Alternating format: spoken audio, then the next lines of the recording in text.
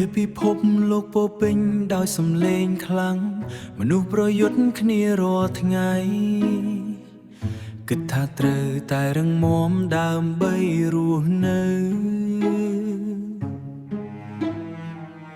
មិនចាំបាច់លាក់មិនចាំបាច់ធ្វើដូចជាមនុស្សដែរ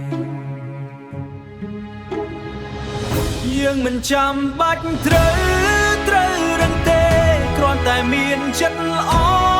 និងអំណរសេចក្តីស្រឡាញ់អាចផ្លាស់ប្ដូរពិភពលោកឲ្យមានសន្តិភាពក្នុងចិត្តនិងជីវិ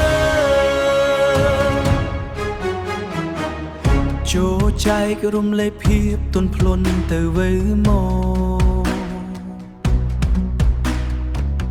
ស្នាមញញឹមតូចក៏មានអំណាចធំពេលយើងជឿលើ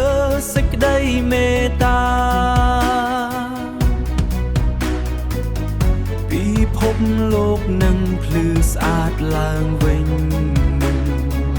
មនុស្សគ្រប់គ្នាមានរឿងឈឺចាប់ក្នុងចិត្តបើយើងអាចយល់និងស្ដាប់គ្នាបន្តិច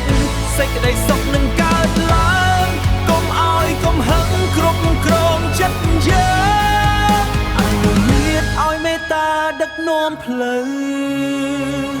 យើងមិនចាំបាច់ត្រូវមកជាងគេទេគ្រាន់តែមានចិត្តល្អ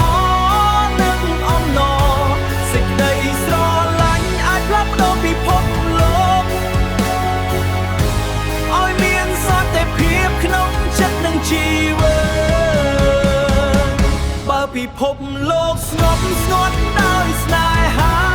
គ្មានសង្គ្រាមគ្មានការឈឺចាប់តែចិត្តទន់ភ្លន់នឹងคล้ายជាកម្លាំងនាំយើងទៅរកថ្ងៃស្អែកថ្មីមិនចាំបាច់ដាច់ត្រូវជាអ្នកខ្លាំងតែជាអ្នកមានចិត្តល្អគ្រប់គ្រាន់នៅក្នុងពិភពដែលយើងរស់នៅសន្តិភាពចាប់ផ្ដើមពីចិត្តយើង